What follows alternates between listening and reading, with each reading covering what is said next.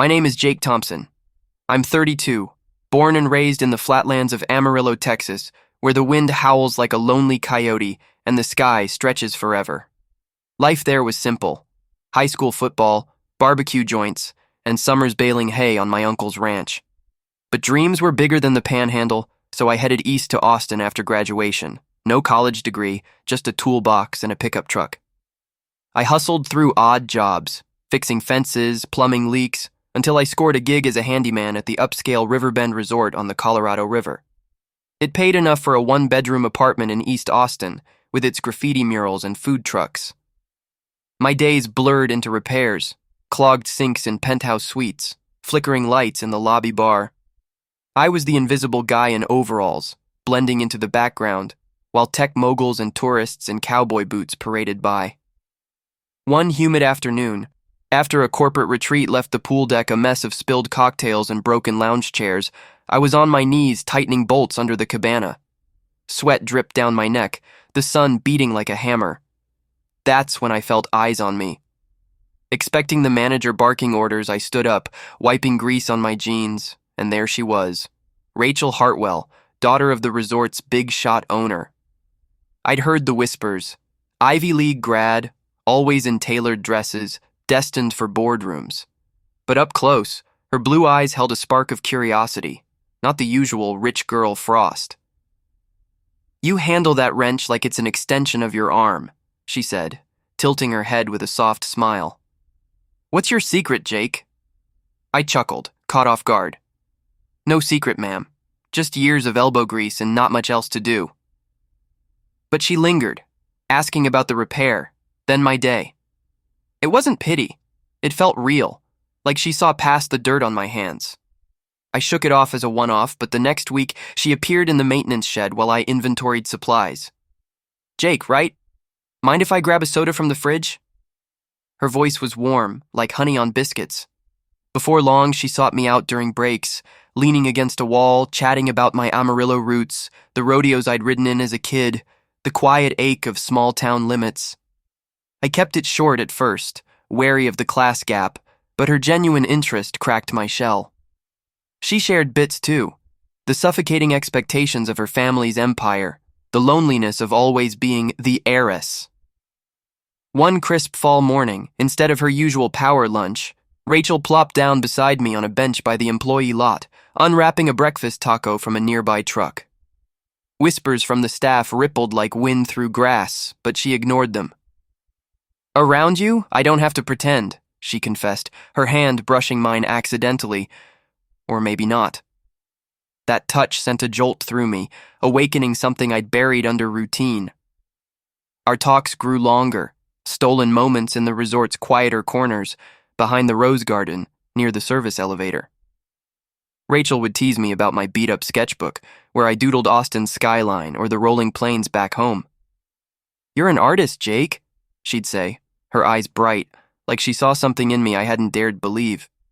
I'd blush, muttering about it being just a hobby, but her faith made my pencil feel like a wand. In return, she'd confess her love for pottery, how shaping clay grounded her in a world of board meetings and galas. Her vulnerability was a gift, one I tucked close to my heart. But the resort was a fishbowl. Staff gossip sharpened. Cooks smirked, bellhops whispered about the handyman and the princess. I brushed it off, but the weight of our world's divide grew heavier. Rachel lived in a glass mansion in Westlake. I shared walls with a drummer who practiced at 2 a.m. Still, she kept showing up, slipping me notes to meet at Zilker Park after my shift. There, under the pecan trees, we'd sit on a blanket, her head resting on my shoulder as we watched the city lights dance on the river.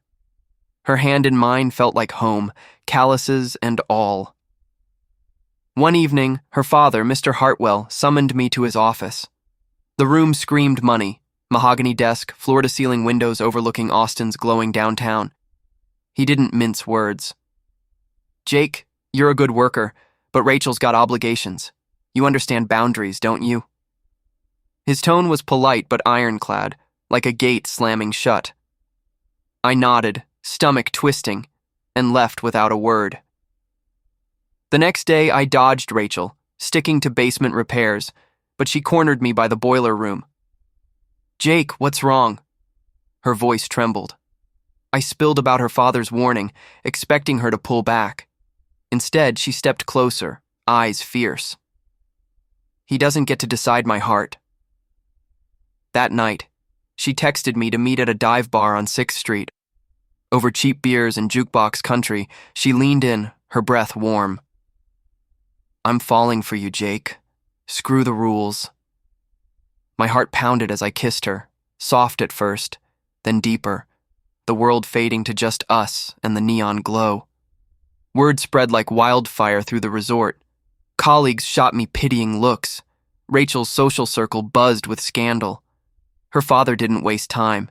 He had security escort me out the next morning, my final paycheck in hand.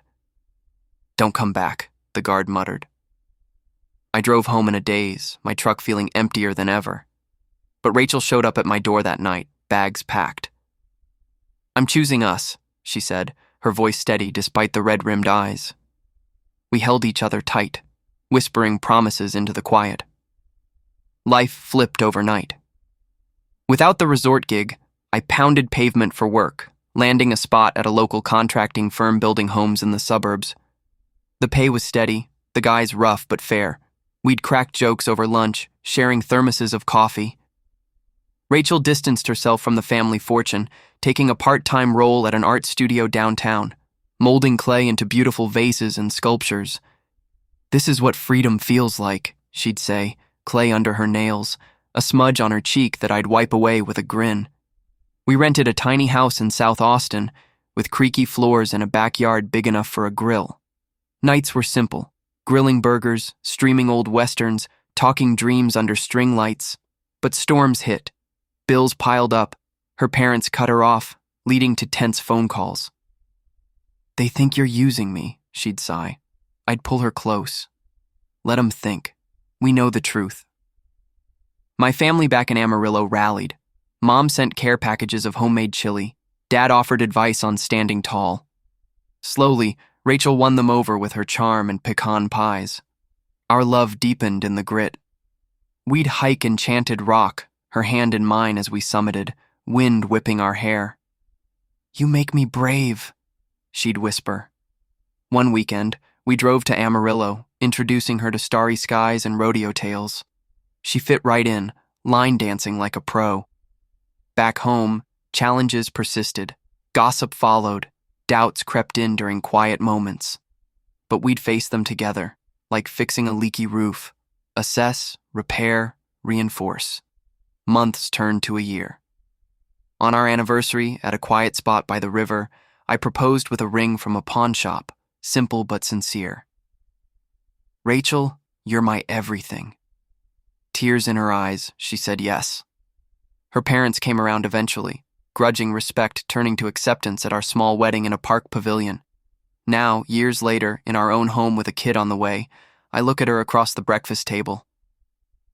Worth every hurdle, I say. She smiles, hand on her belly, and more.